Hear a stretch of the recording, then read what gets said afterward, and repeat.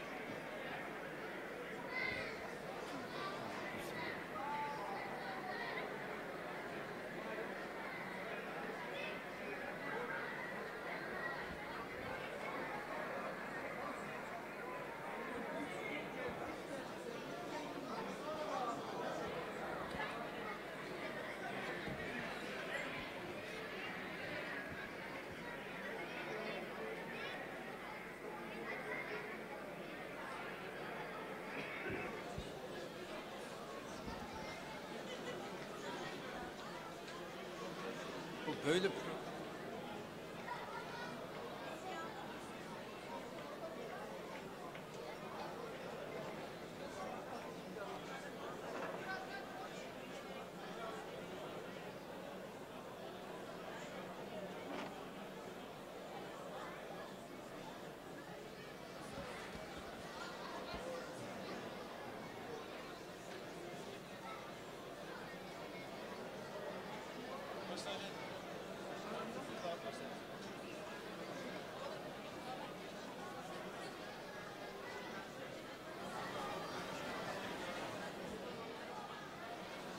başlayacak. Yusufcan başlayınız.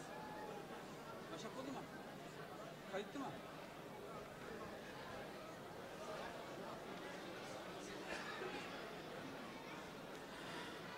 Bismillahirrahmanirrahim. Elhamdülillahi Rabbil alemin. Vel akibetu lil muttaqin. Vessalatu vesselamu ala seyyidina ve habibina Muhammed sallallahu aleyhi ve sellem. Hamdü senalarımız Yüce Rabbimiz Allah Subhanahu ve Teala'ya, en güzel selat ve selamlarımız, gözümüzün nuru, kalbimizin şifası Hazreti Muhammed sallallahu aleyhi ve selleme, âline ve ashabına olsun.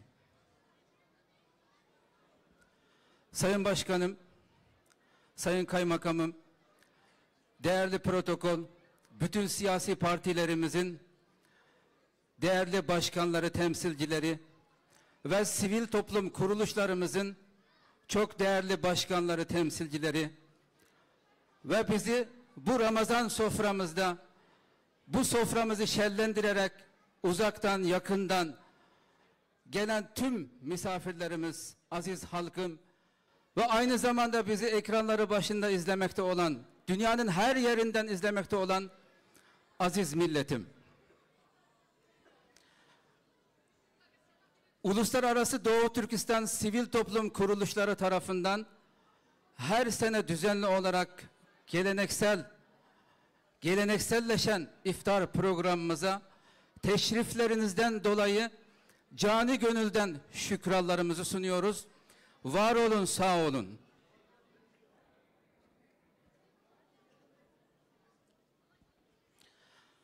Aziz misafirler, bu güzel soframızı her zamanki gibi ruhumuzun şifası Kur'an-ı Kerim'den birkaç ayet dinleyerek başlayacağız. Kur'an-ı Kerim tilaveti için hocamızı sahneye davet ediyorum. Buyurun hocam.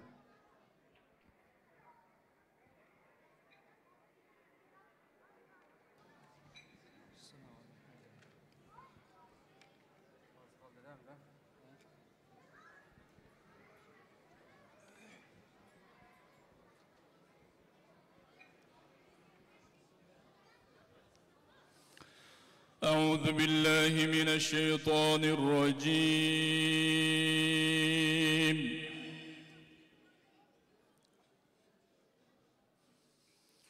بسم الله الرحمن الرحيم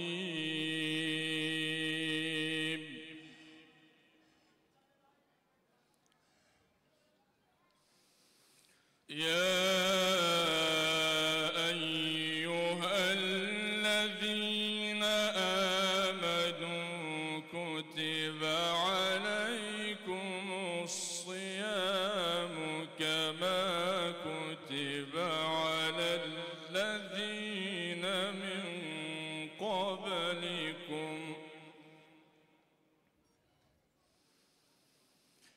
كتب عليكم الصيام كما كتب على الذين من قبلكم لعلكم تتقون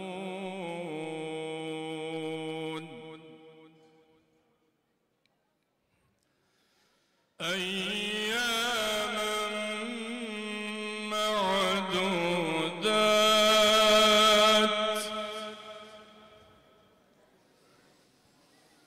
فمن كان منكم مريضا أو على سفر فعدة من أيام أخر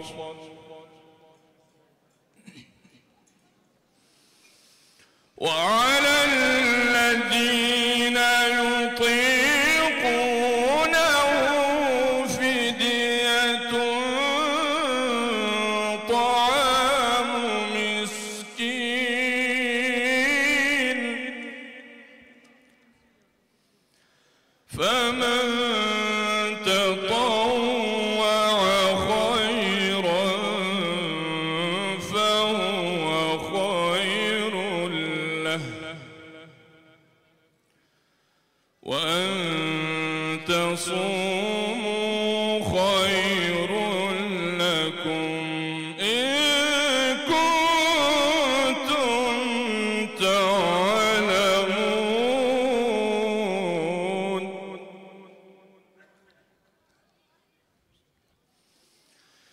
يا أيها الذين آمنوا كتب عليكم الصيام كما كتب على الذين من قبلكم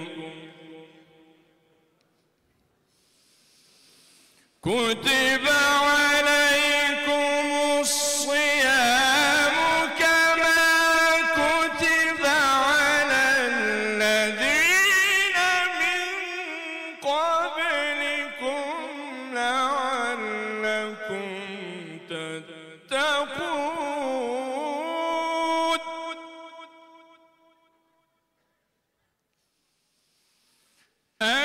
أياما معدودات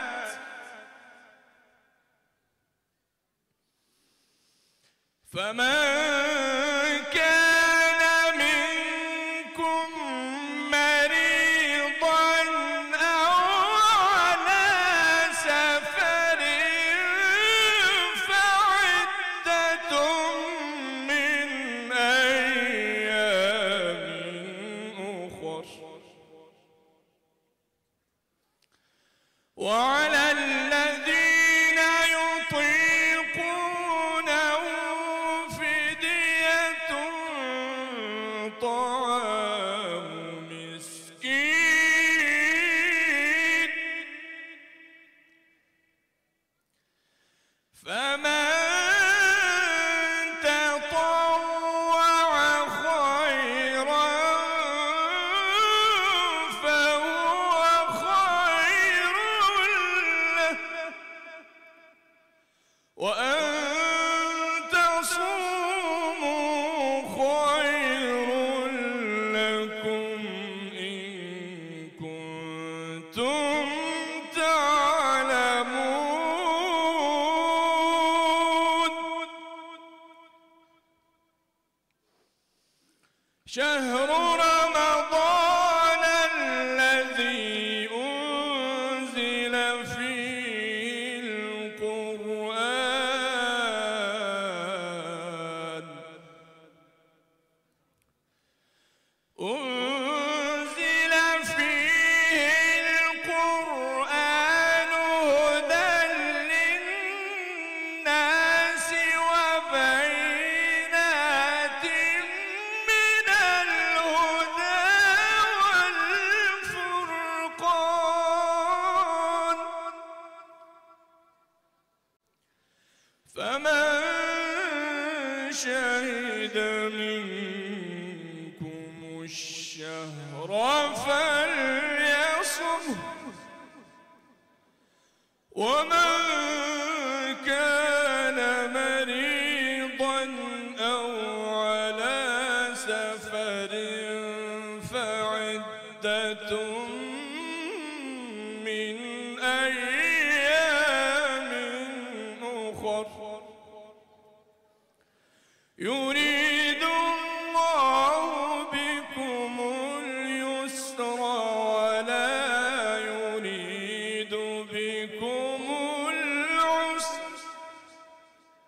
ولتكملوا العدة ولتكبروا الله على ما هداكم ولعلكم تشكرون. صدق الله العظيم. الفاتحة.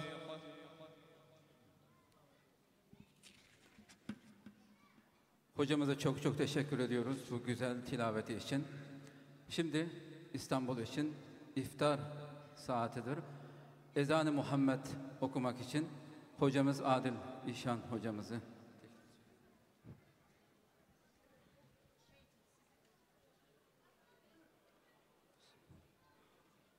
Allahu Ekber,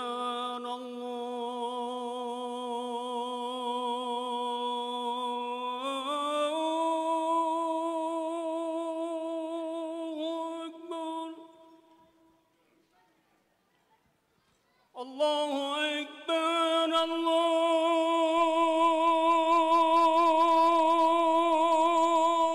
Ekber.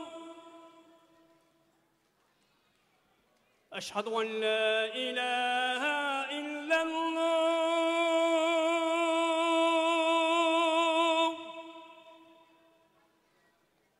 أشهد أن لا إله إلا الله.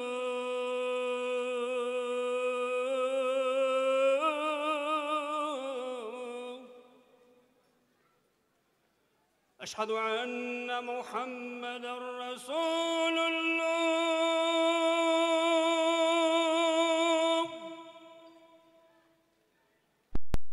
أشهد أن محمدًا رسول الله.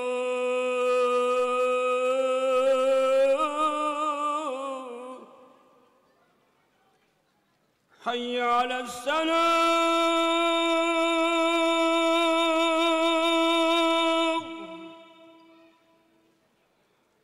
حي على السلام.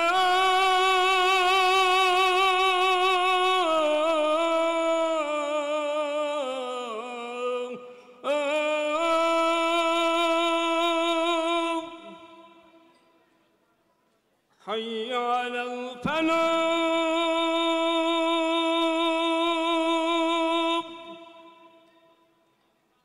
حي على الفلاح.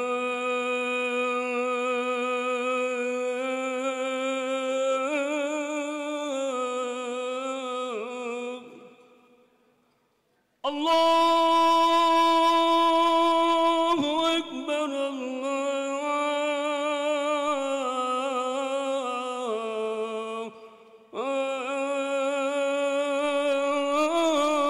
الله أكبر. لا إله إلا الله.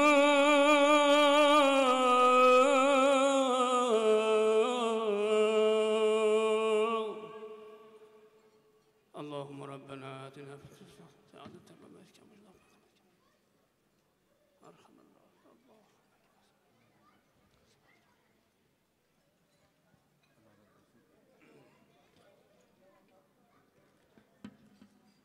Hocamıza çok teşekkür ediyoruz. Değerli misafirler, iftarımızı hızlıca yaparak erkekler şu hemen salonun girişindeki koridorda akşam namazını kılacağız. Hanımlar mescitte kılacak. Sonra yerlerimize oturacağız. Çok önemli konuşmalar olacak inşallah. Afiyet olsun.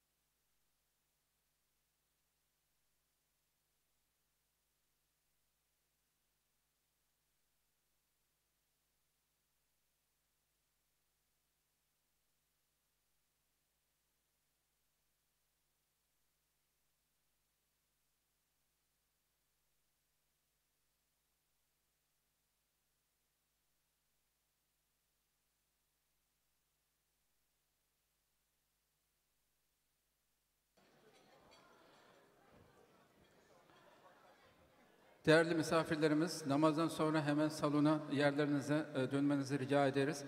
Koridorda yer kalmayanlar hemen girişin sol tarafında bir kat, girişin sağında, yer altında da namaz kılacak yer varmış misafirlerimiz.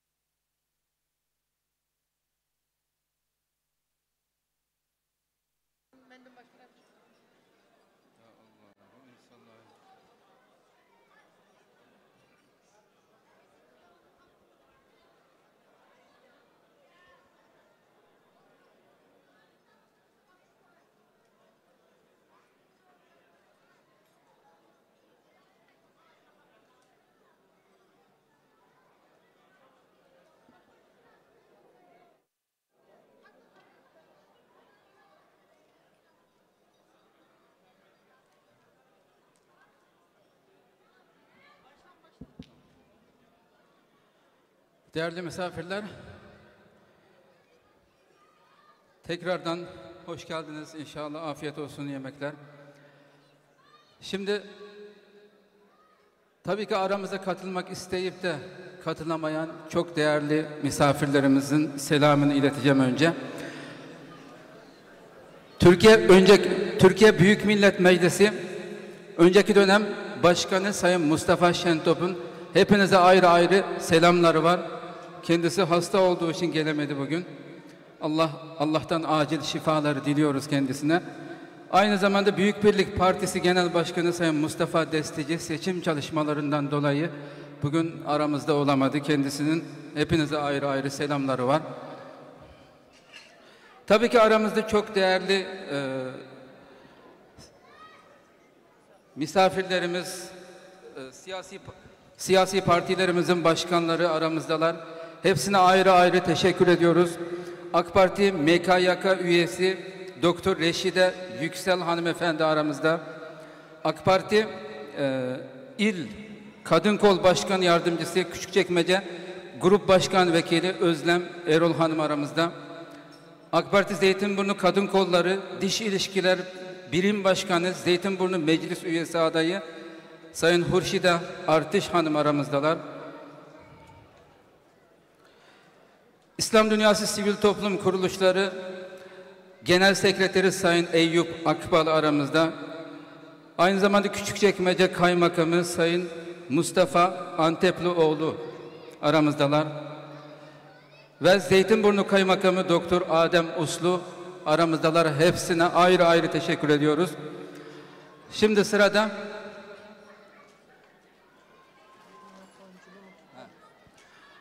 ve aynı zamanda İYİ Parti İstanbul Büyükşehir Belediye Başkan adayı Sayın Buğra Kavuncu da aramızdalar. Çok çok teşekkür ediyoruz hepsine katıldığı için.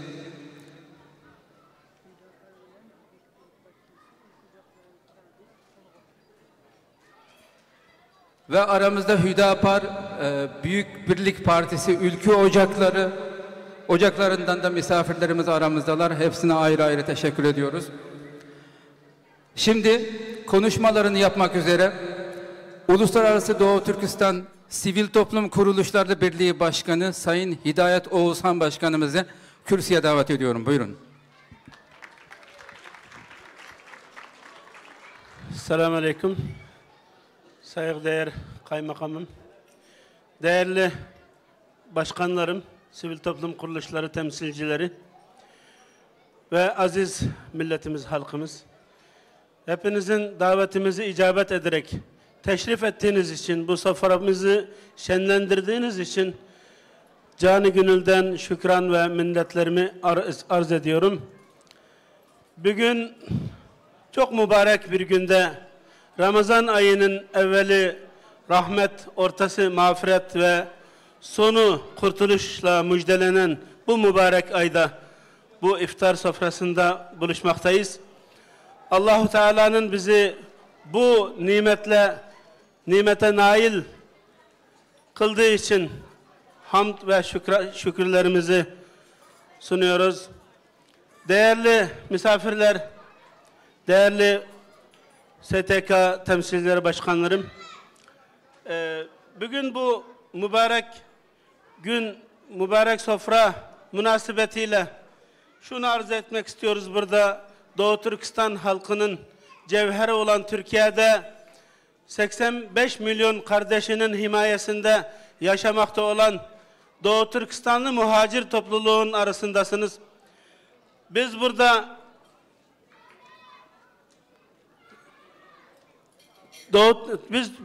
Türkiye'de hür bir vatan içerisinde al sancağın gölgesinde çok rahat bir şekilde kendi evimizde gibi yaşıyoruz ve bütün dini ibadetlerimizi, içtimai ve en'ane örf adetlerimizi dilediğimiz şeklinde yaşıyoruz.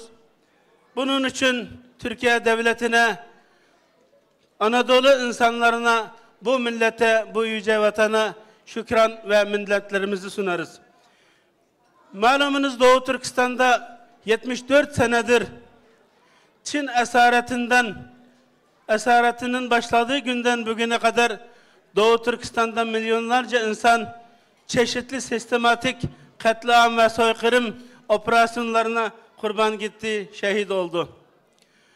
Ve Doğu Türkistan halkı yaşam, kılık kıyafet, ibadet, inanç, fikir özgürlüğü açısından tamamen yoksun edilerek dünyadan, ümmetten, kendi Türk soydaş kardeşlerinden tamamen tecrit edilerek 74 senelik karanlık bir idare içerisinde yürütüldü. Ve son 7-8 sene içerisinde Doğu Türkistan'da çok büyük bir operasyonla bütün dünyanın şu an gündeminde soykırım olarak tanımlanan bir vaziyetle karşı karşı yok olma tehlikesi altında yaşamaktadır. Doğu Türkistan halkı bizim burada olduğumuz gibi bu mübarek günde, bu mübarek ayda taravih, oruç, namaz, ibadet gibi hiçbir bu nimetten istifade edememektedir. Halkımız şu an Doğu Türkistan'da İslami ibadetlerin tamamen askıya alınmış, kendi aralarında bile beşeri münasebetle ene ve örf adetlerini bile yaşamakta zorluk çekmektedir. Böyle bir ortamdayken Doğu Türkistan halkı dünyadan tamamen tecrit edilmiş, yok edilmek üzere çok soykırım ve insani cinayet, suç, devlet suçu ve devlet terörü ile karşı karşıya kalmışken bugün İslam dünyasında tabii ki birçok yerde, Gazze'de, Myanmar'da ve birçok savaş alanları cephesi açılan bölgelerde Müslüman kardeşlerimiz çeşitli zulüm, soykırım ve başka eziyetlerle karşı karşıya kalmaktadır. Biz buradan bu Ramazan'da, bu mübarek günde bütün İslam dünyası, Türk İslam dünyası ve hususen Doğu Türkistan'da Müslümanların, ümmetin ve bu soydaş ve kardeşlerimizin bir an önce huzura kavuşması, bir an önce kendi idarelerinde, kendi istekleri üzerine, kendi vatanlarında özgürce bağımsız bir bayrak, gök bayrağın altında kendi hayatlarını özgürce hür yaşamaları için Allah'tan dua ediyoruz ve Türkiye'deki Türk devletini, Türk siyasi teşkilatlarını, partilerini ve bütün İslam dünyasındaki Türk İslam dünyasının bütün hükümetlerini Doğu Türkistan başta olmak üzere bütün Türk İslam dünyasının özgürleşmesi, güçlenmesi, öz iradesiyle huzur içinde yaşayabilmesi için gerekli adımların, gerekli çalışmaların bir an önce başlatılmasını arzu ediyoruz.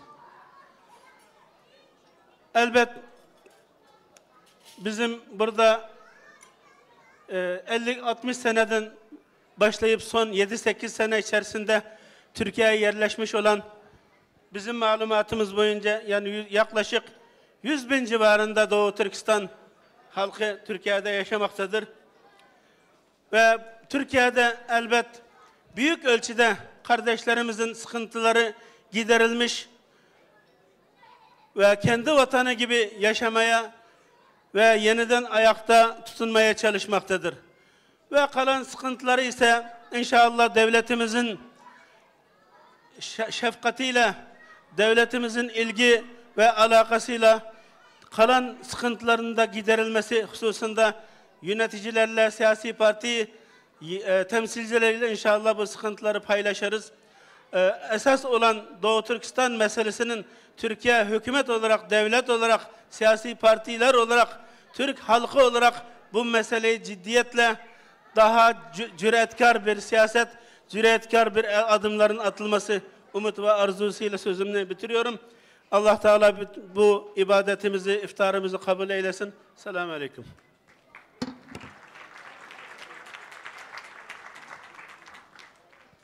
Sayın Başkanımıza konuşmalarından dolayı teşekkür ediyoruz. Aramızda yine İyi Parti İstanbul İl Başkanı Yücel Coşkun Beyefendi aramızdalar. Hoş gelmişler. Teşekkürler. Şimdi Doğu Türkistan Ulemalar Birliği Başkanı Sayın Doçent Doktor Alimcan Buğday'ı konuşmalarını yapmak üzere kürsüye davet ediyorum. Buyurun hocam.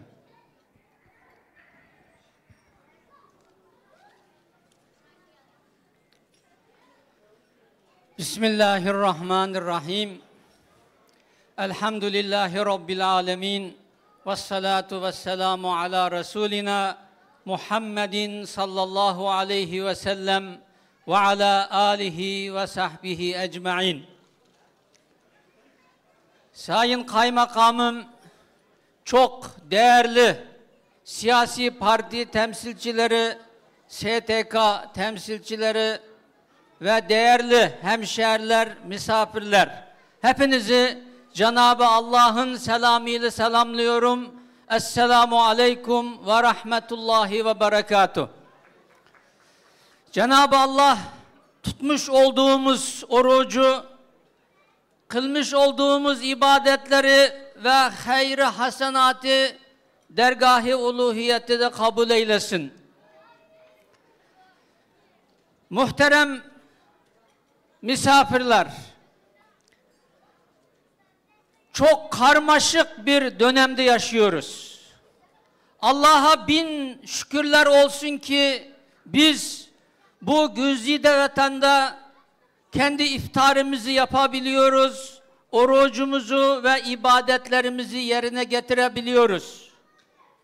Biz burada iftar yaparken, ibadetlerimizi yerine getirirken, bir tarafta Filistin, Gazze'de Müslümanlar büyük bir sıkıntı içinde, öbür tarafta ise Doğu Türkistan'da oruç tutmasını bile izin vermeyen ve ibadet yapması tamamen yasaklanan bir soykırımla karşı karşıya kalan Doğu Türkistan, 35 milyon Müslüman Doğu Türkistan halkı duruyor. Maalesef bu çekilen zulüm ve işkenceye karşı ister Batı ister Müslüman dünyası bu zulmü durduracak şeklinde harekete geçmemiş durumda. Hareketi geçemiyoruz.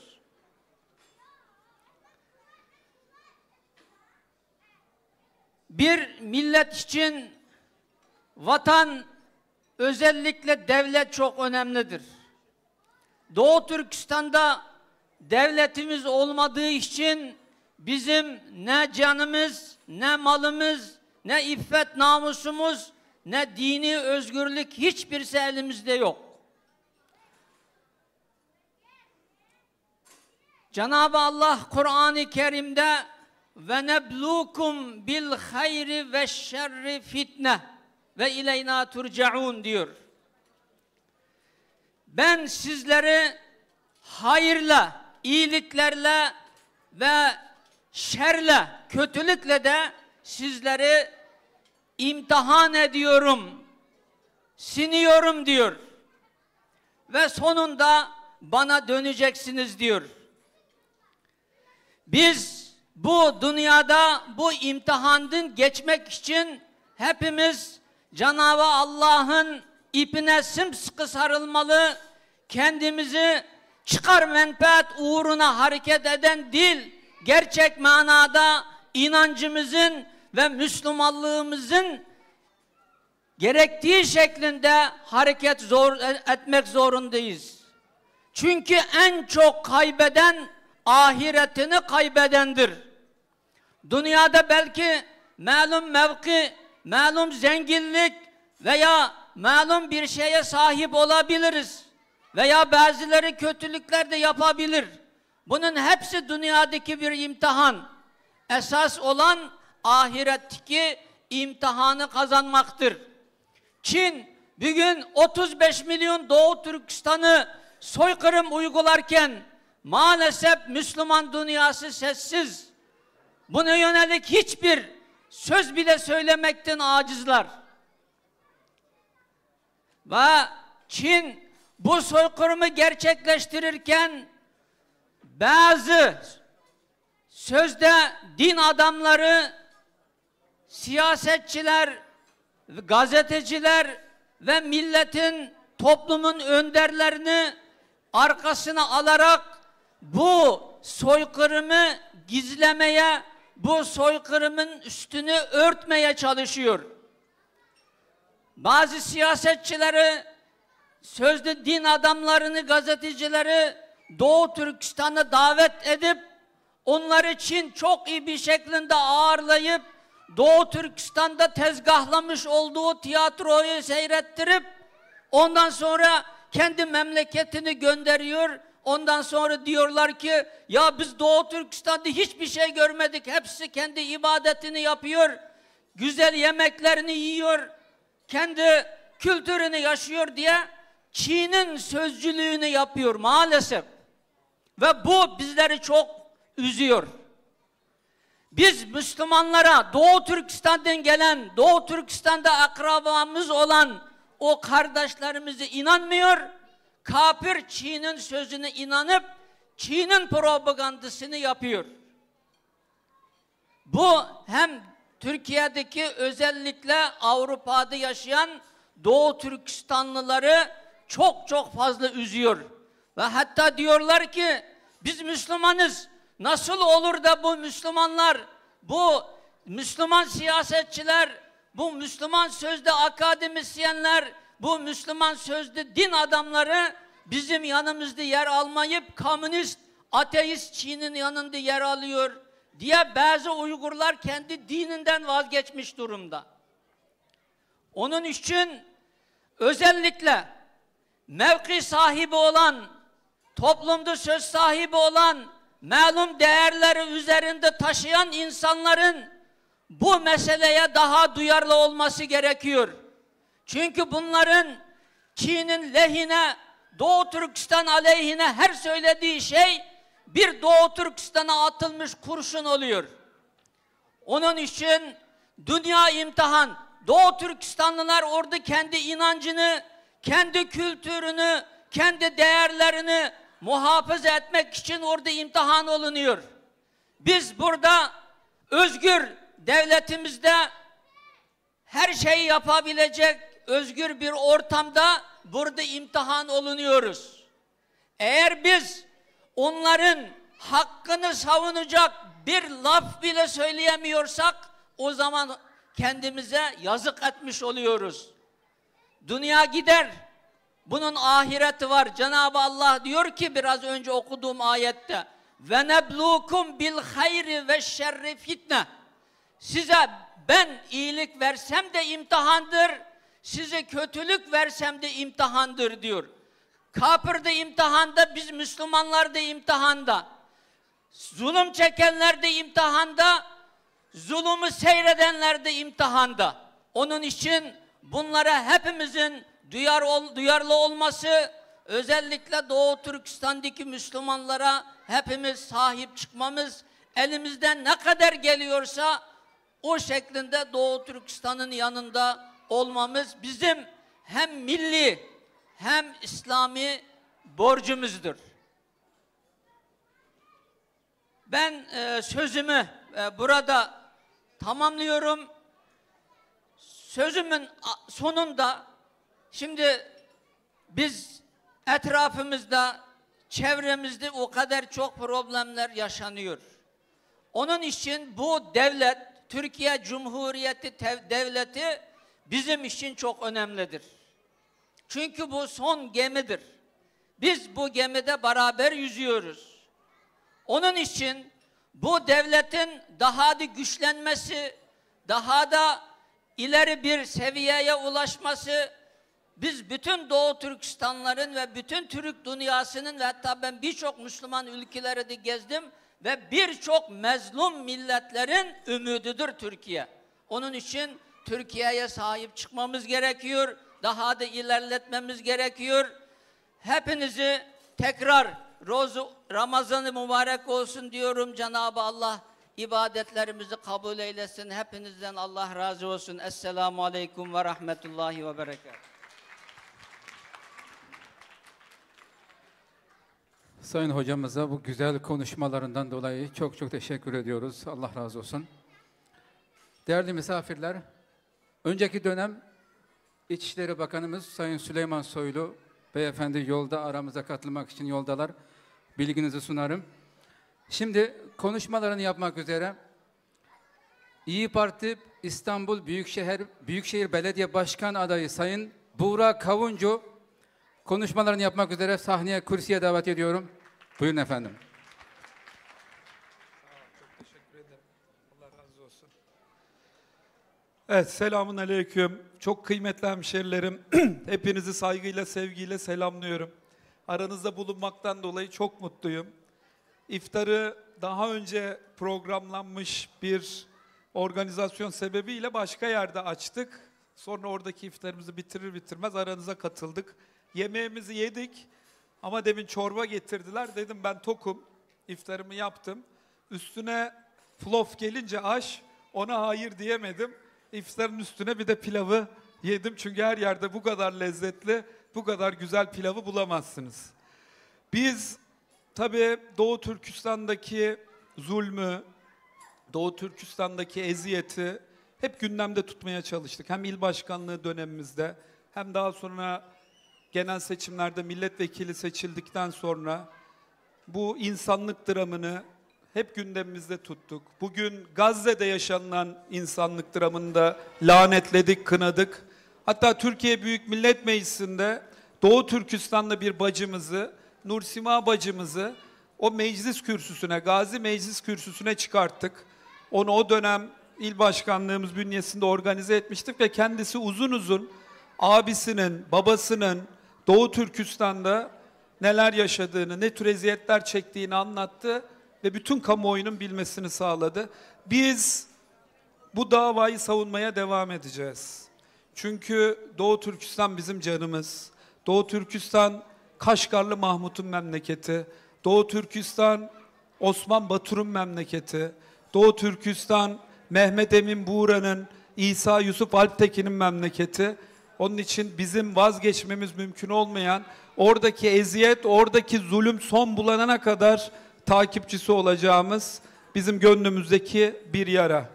Benim dedelerim bundan 150-200 yıl önce sizler gibi Fergana Vadisi'nden çıkmışlar.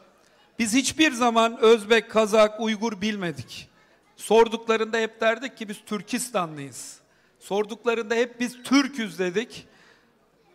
Özbek olduğumuzu, Özbek asıllı olduğumuzu inanın uzun bir süre bilemedik. Çünkü dedelerimiz hep öyle öğretti. Ne mutlu bugün bu cumhuriyetlerin çoğu bağımsızlığına kavuştu. Darısı inşallah Doğu Türkistan'ın başına diyorum. Biz her zaman her daim yanınızdayız. Allah oradaki zulme son versin. Ben konuşmamı çok uzatmayacağım. Bir canlı yayın dolayısıyla aranızdan ayrılmak zorundayım.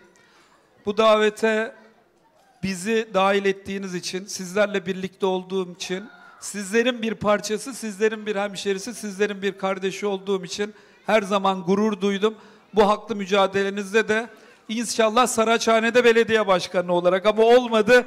Türkiye Büyük Millet Meclisi'nde milletvekili olarak sizlere desteğimiz baki olacak. Allah'a emanet olun, Allah razı olsun. Sağ olun, var olun.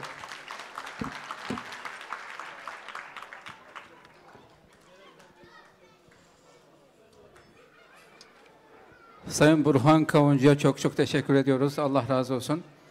Şimdi kendisini yolcu edeceğiz.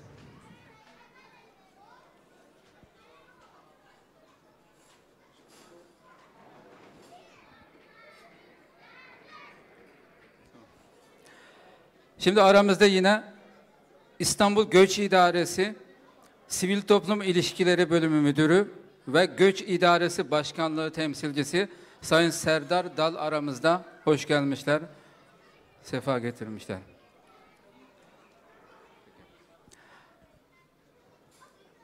Şimdi konuşmalarını yapmak üzere İslam Dünyası Sivil Toplum Kuruluşları Genel Sekreteri Sayın Eyüp Akbal Beyefendi'yi kürsüye davet ediyorum. Buyurun efendim.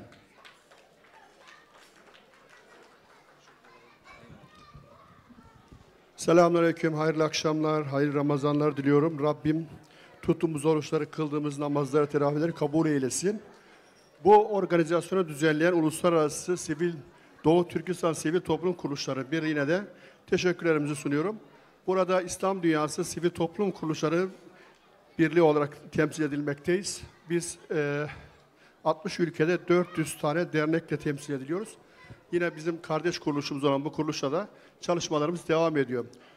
Bildiğiniz gibi Ramazan ayı gerçekten hüzün ve ayımız oldu. Zulüm dünyanın her yerinde üzerimize akmaya devam ediyor. Biz mazlum insanlar, mazlum Müslümanlar sesimizi çıkartmadığımız müddetçe bu zalimler zulümlere devam edecekler. Dolayısıyla bizim çok güçlü bir yapıda olmamız gerekiyor. Birlik beraberliğimizi sunmamız gerekiyor.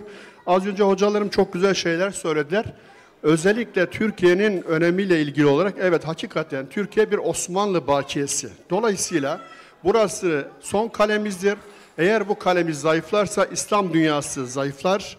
Onun için bizim hepimizin gördüğünüz gibi bu ülkeye sahip çıkmamız lazım. Ve bugün burada çeşitli ülkelerden de temsilcilerimiz var. Bugün Türkiye'de birçok ülkeden kardeşlerimiz var. Biz onlara muhacir, biz ensar rolünü üstlenmiş bulunmaktayız. Rabbim bizleri, birliğimizi, beraberimizi daim eylesin. Ben Doğu Türkistan'la ilgili olarak uluslararası alanda çok ciddi çalışmalar yapıldığını ancak Çin'in çok baskıcı bir tutumuyla maalesef İslam ülkeleri ses çıkarmamaktadırlar. Dolayısıyla bizim güçlü olmamız gerekiyor. Ne zaman? Ekonomik anlamda güçlü olduğumuzda, söz sahibi olduğumuzda, dünya 5'ten büyüktür dediğimizde biz gerçekten bütün coğrafyamızı, İslam coğrafyasını bu kan gölünden kurtarmış olacağız diyorum. Rabbim inşallah bu Ramazan-ı Şerif'i bu kurtuluşa vesile olmak üzere nasip eder ve en kısa sürede Gazze'miz, Doğu Türkistan'ımız kurtulur. Ben geçen hafta çok güzel bir söz duydum. Özellikle Hidayet Bey söylemişti. Evet, Doğu Türkistan en uzaktaki Filistin'imizdir, en uzaktaki Gazze'mizdir. Yani Gazze bizim için ne ifade ediyorsa, Filistin ne ifade ediyorsa Doğu Türkistan'da aynı şeydir. Dolayısıyla dualarımızda, yüreklerimizde aynı nokta için çarpmaktadır. Ben bu vesileyle Ramazan-ı Şerif'i tekrar tebrik ediyor. Hayırlı Ramazanlar diliyorum. İyi akşamlar. Önceki dönem İçişleri Bakanımız Sayın Süleyman Soylu teşrif ettiler. Büyük alkışlarla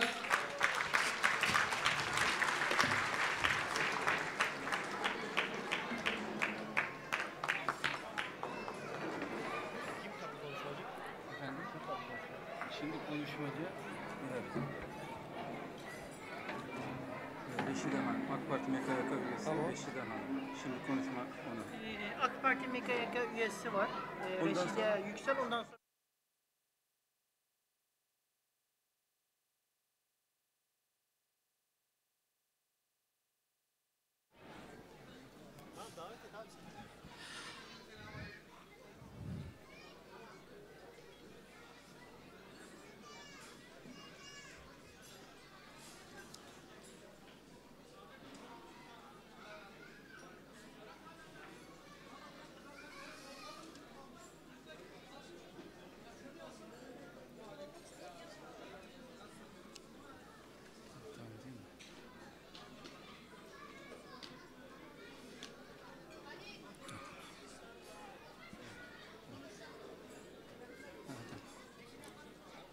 Tamam.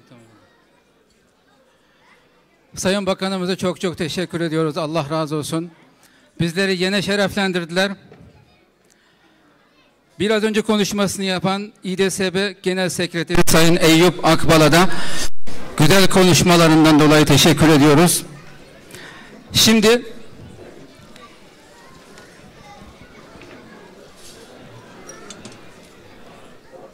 sırada AK Parti MKYK üyesi Doktor Reşide Yüksel hanımefendi konuşmalarını yapacak.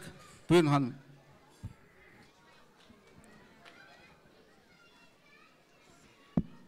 Sayın Bakanım, değerli hemşehrilerim, herkese hayırlı akşamlar diliyorum. Başı rahmet, ortası mağfiret, sonu cehennem azabından kurtuluş olan, İçinde 1000 geceden daha hayırlı olan Kadir Gecesi'ni barındıran Ramazan-ı Şerifimiz kutlu olsun. Gazze'den Doğu Türkistan'a kadar yaşanan zulümlerin, haksızlıkların ve baskıların ortadan kalkmasını Yüce Rabbimden niyaz ediyorum. Atayurt işgale uğrayıp var olmak ile yok olmak arasında kaldığımız bir vakit bize kucağını açan bu güzel vatana, bu Necip Türk milletine biliyorsunuz ki çok büyük bir vefa borcumuz var. Hür ve bağımsız Türkiye için AK Parti'nin, Cumhurbaşkanımız Sayın Recep Tayyip Erdoğan'ın devlet için, millet için yaptığı mücadelenin bir neferi olmak için buradayım. Gerçek belediyecilik sadece İstanbul, yeniden Küçükçekmece ve yeniden Zeytinburnu demek için bugün burada toplandık. Her yürekten, her aileden ve her ilçeden yükselecek birliğin gücüyle 31 Mart'ta Küçükçekmece, Zeytinburnu ve İstanbul'da kutlu bir zaferi birlikte yaşayacağız inşallah. Dünya yıkılsa, alem üstümüze gelse, gök girse kızıl çıksa, Allah'ın izniyle biz bu davadan, bu yoldan, bu mücadeleden, bu millete ve hakka hizmetten asla geri dönmeyeceğiz. Her dem yeniden doğarız. Bizden kim usanası diyen Yunus Emre'nin izinde. Dünle gitti cancağızım, bugün yeni şeyler söylemek lazım diyen Hazreti Mevlana'nın yolunda lütfuna dilediğine vereceğini buyuran Rabbimize rağm olarak yeminli İslam ve Türk düşmanlarının ne dediğine bakmadan dava ve vatan söz konusu olduğunda durmadan, yorulmadan yola devam edeceğiz. Gönül coğrafyamızı kucaklayan bu sevda Kıbrıs'tan Karabağ, Saraybosna'dan Doğu Türkistan'a, Medine'den Semerkant'a, Kudüs'ten Kazan'a, Alp dağlarından Altay dağlarına, Adriyatik'ten ta Afrika'nın ortalarına kadar gerisinde binlerce tarih, kültür, medeniyet kardeşliği ve kader ortaklığı olan necip bir milletin sevdasıdır bu sevda. İnanıyoruz ki İstanbul Belediye Başkan adayımız Murat Kurum, Küçükçekmece için Aziz Yenay ve Zeytinburnu için Ömer Arısoy derken İstanbul, Küçükçekmece ve Zeytinburnu muradına erecek inşallah. Biz bu işi kararlılıkla yapacağımıza, başaracağımıza, kazanacağımıza söz veriyoruz. İşimizin vaktimizden çok olduğunu biliyoruz. Küçükçekmece bizim, Zeytinburnu bizim, İstanbul bizimdir inşallah. Sözlerimi Genel Başkanımız, Cumhurbaşkanımız Sayın Recep Tayyip Erdoğan'ın her toplantımızda tekrar ettiği tek millet, tek bayrak, tek vatan, tek devlet. Bir olacağız, iri olacağız, diri olacağız, kardeş olacağız. Hep birlikte büyük Türkiye olacağız diye bitiriyorum. Selam saygılarımı sunuyorum. Hayırlı akşamlar diliyorum. Allah'a emanet ediyorum.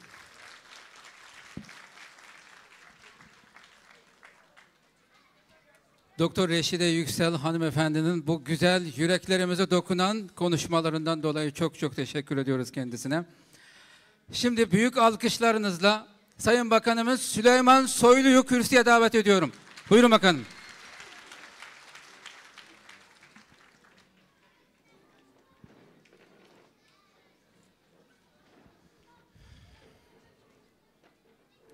Selamünaleyküm. Ramazanınız mübarek olsun. Allah nice Ramazanlara huzur içerisinde, birlik içerisinde ve kardeşlik içerisinde erişmeyi nasip etsin. Cenab-ı Allah tuttuğumuz oruçları kabul etsin. Cenab-ı Allah kendisine yaptığımız duaları, kendisine yaptığımız yalvarmaları ve kendisine yapmış olduğumuz bütün istekleri ve arzuları kabul etsin. Zannediyorum geçen yıl yine iftar sofrasında beraberdik. Geçen yıldan bu yana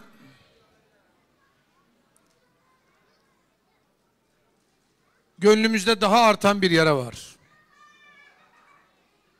Biz Müslümanız. Burası Müslüman Türk dünyasının en önemli nüvesidir. En önemli çekirdeğidir. Biz Müslümanız. Biz yaklaşık 70-80 yıldır İstanbul'da oturuyoruz. Trabzon'dan geldik. Benim rahmetli babaannemle babamın babaannesi İstanbul'da cuma namazlarını Eyüp Sultan Camisi'nde kılardı.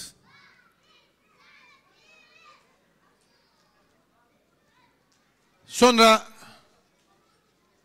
o görevi anneme devrettiler. Çünkü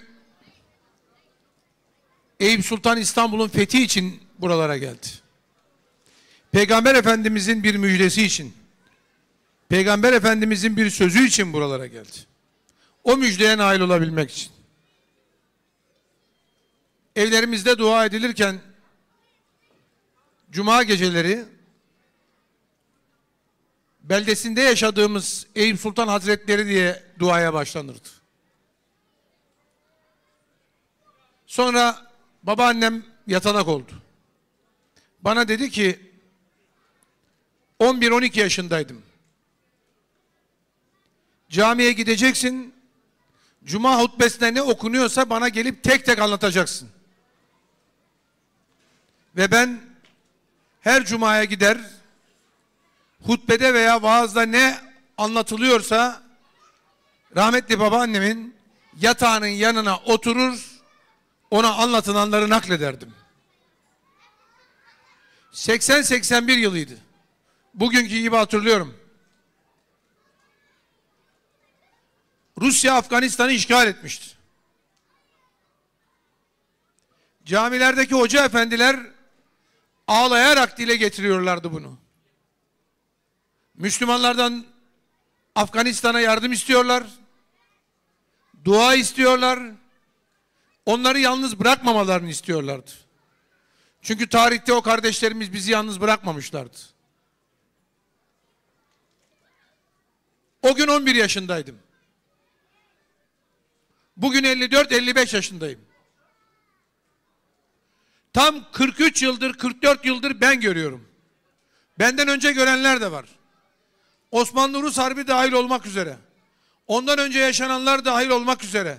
Ondan sonra yaşananlar dahil olmak üzere. Srebrenica dahil olmak üzere. Doğu Türkistan dahil olmak üzere. Afganistan dahil olmak üzere. Irak'taki Türkmenler dahil olmak üzere. Suriye'deki kardeşlerimiz dahil olmak üzere. Filistin dahil olmak üzere. Myanmar dahil olmak üzere Müslümanın kanını ve Müslümana yapılan zulmü kendine hak görenlerle mücadelemiz ömrümüz boyunca Allah'ın izniyle devam edecektir. Bugün de katil Amerika ve katil İsrail Gazze'de aynı zulmü uygulamaktadır. Bunların hiçbirinin birbirinden farkı yoktur. Hiçbirinin birbirinden farkı yoktur. Bunu şurada söyleyeyim. Doğu Türkistan'da yapılanları bir şekilde örtüleyenler, bugün Gazze'de kardeşlerimizi katledenler, bugün bizim kıblegahımız Mescid-i Aksa'ya göz dikenler, buradan söylüyoruz. Allah bize öyle bir güç ve kuvvet verecek ki bu mübarek Ramazan ayı ona yalvarıyoruz. Ondan istiyoruz. Ona dua ediyoruz. Bize öyle bir güç verecek ki bunların hepsinin hesabını bu aziz Türk milleti, Müslüman Türk milleti soracak. Onun için birlik içinde olmalıyız. Beraberlik içinde olmalıyız. Cenab-ı Allah birlik içerisinde olanları rahmetlendirir. Mükafatlandırır. Bu salonun içerisindeki insanların şu anda kalplerinde yaşadıklarını biliyorum.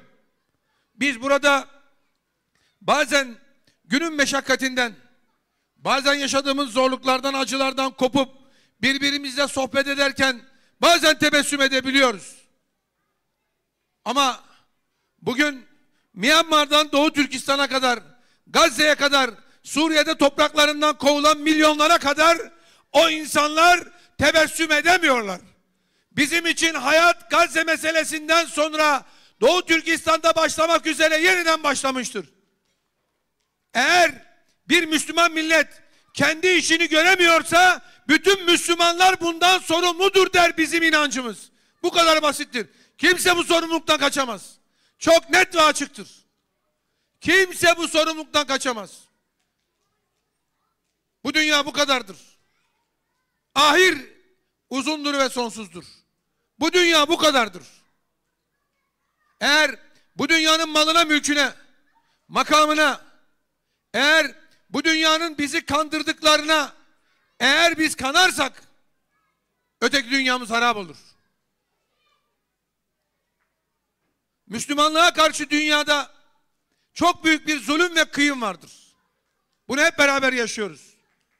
Ama buna karşı koyacak, bütün Müslüman dünyayı, bütün Türk dünyasını kendisi çatısı altında toplayacak kıymetli Cumhurbaşkanımız Recep Tayyip Erdoğan'ın liderliğindeki Türkiye'dir. Bu kadar açık ve net. Kimse başka bir şey aramasın. Bugüne kadar denenmişler, denenmiştir. Onun için birlik içinde olacağız. Beraberlik içinde olacağız. Ve bu yapılanları asla unutmayacağız. Hiçbir şekilde unutmayacağız. Bütün dünyayı susturmaya çalıştılar Gazze mesaliminin ilk 15 gününde. Kendi televizyonlarımızın bazıları dahil olmak üzere Hamas'a terörist dediler. Kendi topraklarını savunan ve Mescid-i Aksa'ya savunanlara terörist diyenler terörist oğlu teröristtir.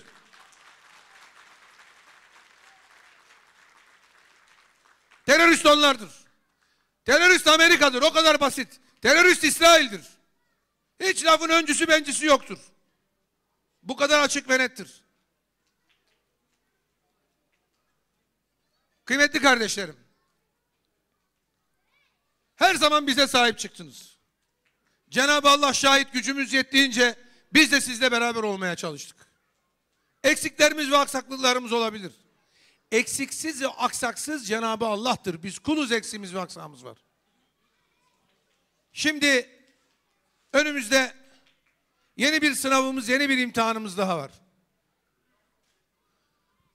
Burası İstanbul'dur. Biraz önce söyledim. Burası Peygamber Efendimizin müjdelediği bir şehirdir. Kıymetli Cumhurbaşkanımız beni 7 yıl İçişleri Bakanı yaptı. 7 yıl boyunca sorumluluğumun ne olduğunu bildim. Bu şehrin de bir sorumluluğu var. Çünkü bu şehir şehirlerden bir şehir değildir. Peygamber Efendimizin müjdesine nail olmuş bir şehirdir. Buranın yaşaması sorumluluktur. Buranın yönetmesi sorumluluktur. Burada iş yapmak sorumluluktur. İnsana hizmetkarlık burada sorumluluktur. Buraya tayin olan gelen, burada çalışan, burada doğup büyüyen, burada yaşayan, burada işini gücünü gören, burada hizmetkarlık yapan her birisi bu sorumluluğun içerisindedir. Bunu çok net söylüyorum. Ben o sorumluluğu 7 yıl boyunca tüm Türkiye'de yaşadım. 15 Temmuz'dan sonra gece 3'e kadar, 3.30'a kadar uyumadım. Tam 3 yıl. Acaba bir darbe olur da ben İçişleri Bakanı olarak uyurken yakalanırım da milletimize mahcup oluruz, Cumhurbaşkanımıza mahcup oluruz diye. Koltuğumun konformizmini hiçbir zaman kullanmadım. Bu ülkenin doğu ve güneydoğusunda daha yoktur ki ben tepesinde olmayayım. Doğu ve güneydoğusunda daha yoktur ki o dağları teröristlerden temizlemeyelim. Doğu ve güneydoğusunda daha yoktur ki ay yıldızlı bayrağımız orada dalgalanmasın, 5 vakit ezanı Muhammedi okunmasın. Bunların hepsi sorumluluktur. Şimdi İstanbul'u yöneten insanların da sorumlulukları vardır. Gece gündüz uyumayacaksın. mücadele edeceksin. Bir müjdeyle donatılmışsın. Daha ne istiyorsun? Bu şehir sadece yarına ait yaşayacak bir şehir değildir. Bu şehir Kanunilerin, Fatihlerin, bu şehir Yavuzların, bu şehir medeniyetimizin, kültürümüzün, sanatımızın, bu şehir Bağdat'ın, bu şehir Semerkand'ın, bu şehir Medine'nin, bu şehir Mekke'nin şehridir. Burası İstanbul'dur. Biz nerede yaşadığımızı biliyoruz. Bu şehir Ankara'da Hacı Bayram-ı Veli ile, Göynük'te Akşemseddin Hazretleri ile, İstanbul'da Eyüp Sultan Hazretlerinin buluştuğu bir şehirdir. Biz bu şehrin nasıl bir şehir olduğunu biliyoruz. Bu şehir bir emanettir. Bu şehir ilahi kelimetullah'a hizmet etmekle mükellef bir şehirdir. Bu şehrin görevi odur.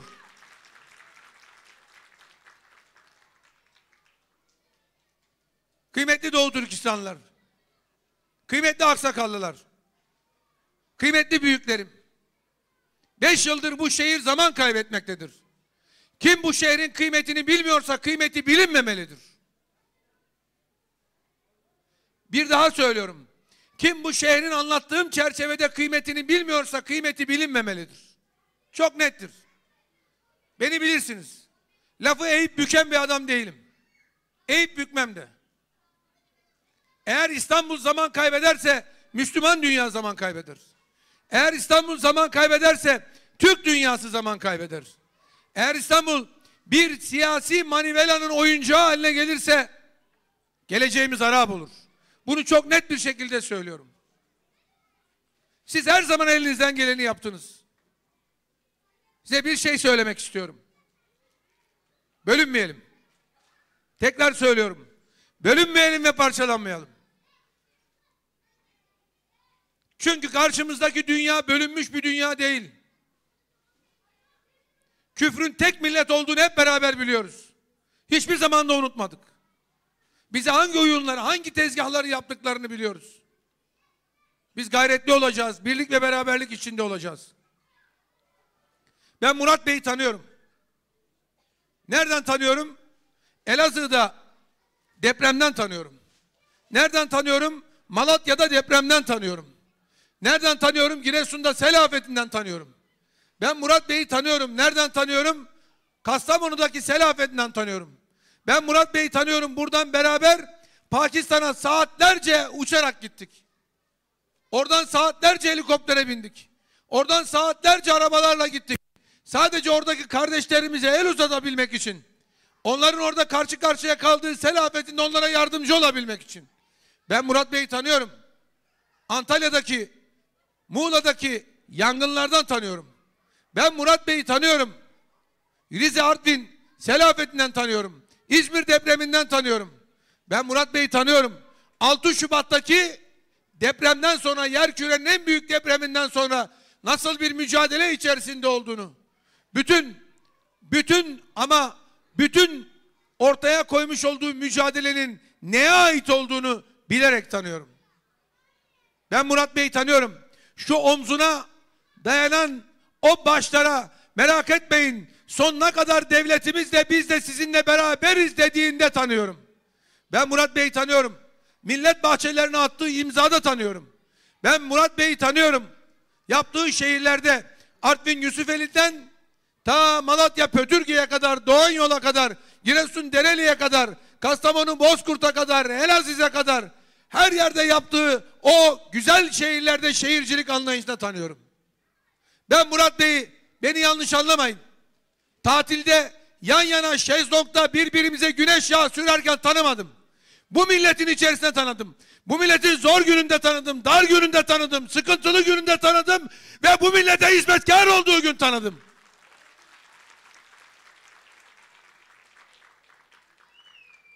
Benim size bir kardeşiniz olarak bu mübarek günde söyleyeceğim şudur. Daha yol alacağımız çok mesafemiz var. Birlikte alacağız. Daha atacağımız çok adımlar var. Birlikte atacağız. Kıymetli Cumhurbaşkanımızın rehberliğinde, liderliğinde onun başımızda olduğu anlayış içerisinde hep beraber atacağız. Hiç endişe etmeyin. Dönem dönem sıkıntılar yaşanabilir. Bilge liderimiz bunların hepsini aşar geçer. Hiç endişe etmeyin. Hiç merak etmeyin. Ama en önemli iş sınavda beraber olmaktır. İstanbul sınavında sizden birlik ve beraberlik bekliyoruz. Endişe etmeyin.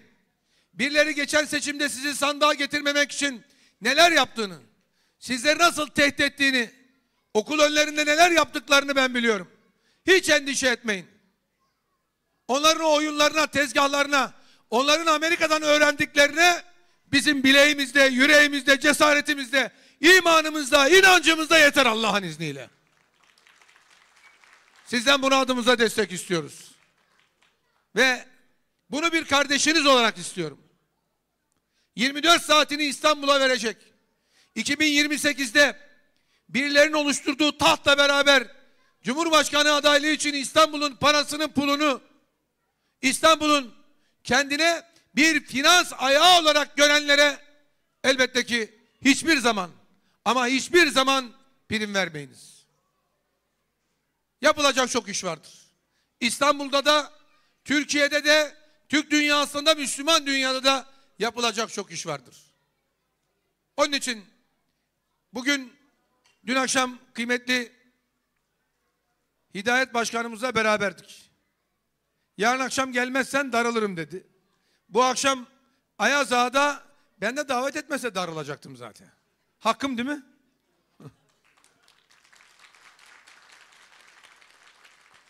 Şunu biliniz. Sizi ne zaman görsem imanım tazelenmektedir.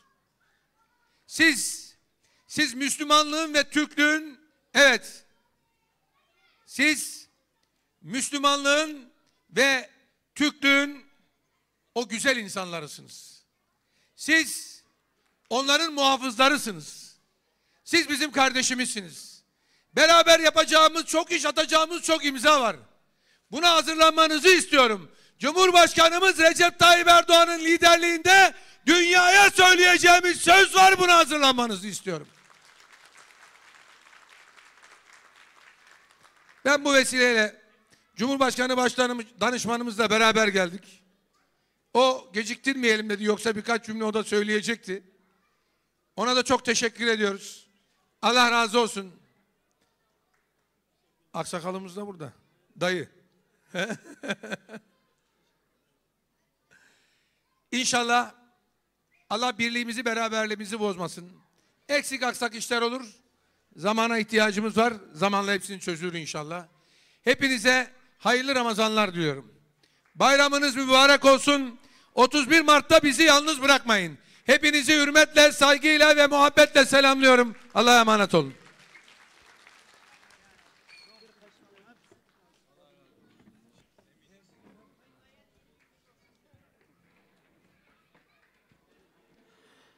Sayın Bakanımız Süleyman Soylu Bey'e her zamanki gibi bu coşkulu yüreklerimize su serpen, bizi tekrar coşturan bu konuşmalarından dolayı çok çok teşekkür ediyoruz.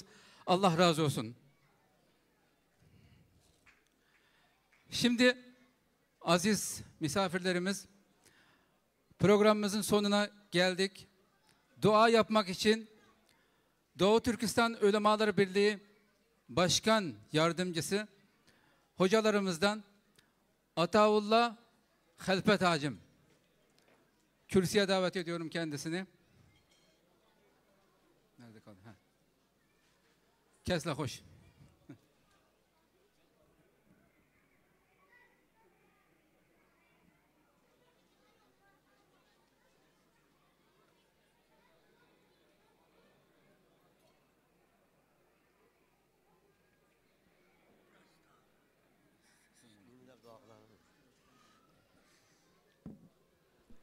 آمين بسم الله الرحمن الرحيم الحمد لله حمدا كثيرا طيبا وصلى الله وسلم على خير خلقه محمد وعلى آله وصحبه أجمعين ربنا تقبل منا وتب علينا إنك أنت التواب الرحيم bütün kainatın ilgisi olan Allah, bütün insi cinninki ilgisi olan, halik olan, yoklayadım, bar kılgan ilgimiz Allah. Bizden muşu mübarek ruzu ruzumuzda hemmimizdikini makbul kılgın ya Allah. Şuningdek taravih, tahajjud ve Kur'an tilavetlerimizni qabul qilgin ya Allah. Bugünkü iftarlıkımızı qabul qilgin ya Allah. Şuningdek şu iftarlıkning o'ziga kelgan barliq qarindoshlarımızning hammasining duosini, hojatlarini, maqsadlarini ravo qilib bergin ya Allah. Şuningdek mishada umid qilingan, arzu qilingan Sharqiy Turkiston iborat bo'lgan vatanimizning o'zini tez fursatda azod qilib bergin ya Allah. Şuningdek hamma qarindoshlarimiz bilan, bütün Türk jamoatlarimiz bilan, bütün Türk qarindoshlarimiz bilan Sharqiy Turkistonda iftorligimizni birga qilg'ini nisbat qilgin ya Allah. Ramazanımızda birga o'tkazg'ini nisbat qilgin ya Allah. Şu tuqqanlarimiz bilan hammasi bilan kurashg'ini nisbat qilgin ya Allah. Shuningdek bütün qalbiga adolat va hidoyat va haqiqat ato qilg'in ya Allah. Ve sallallahu ve sellem ala hayri halqihi Muhammedin ve ala alihi ve sahbihi ecmaîn. Ya erhamer rahimin.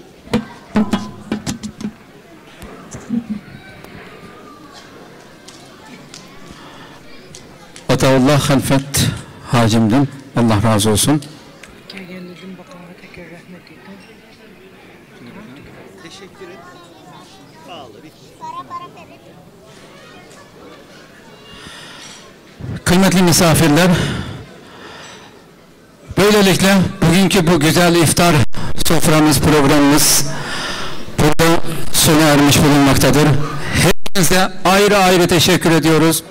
Özellikle Sayın Bakanımıza, milletvekillerimize, siyasi partilerimiz, sivil toplum kuruluşları başkanları ve temsilcilerine hepsine ayrı ayrı teşekkür ediyoruz. Allah razı olsun. Ayağınıza sağlık.